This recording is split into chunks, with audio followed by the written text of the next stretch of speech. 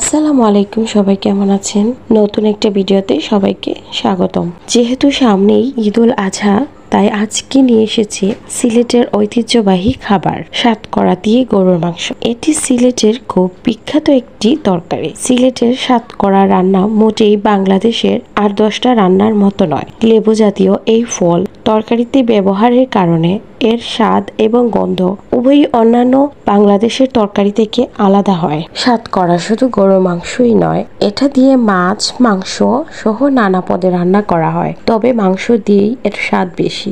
যাদের সাতকরার সঙ্গে পরিচয় নেই, তারা প্রথমবার রান্নার সময় খুব বেশি ছোট করবেন না সাতকরা। এতে অতিরিক্ত টক হয়ে যেতে পারে তরকারি। আর জীবনে যদি কখনো একবার এই রান্নাটা করে খান, তাহলে এই রান্নাটার অনেক ফ্যান হয়ে যাবেন।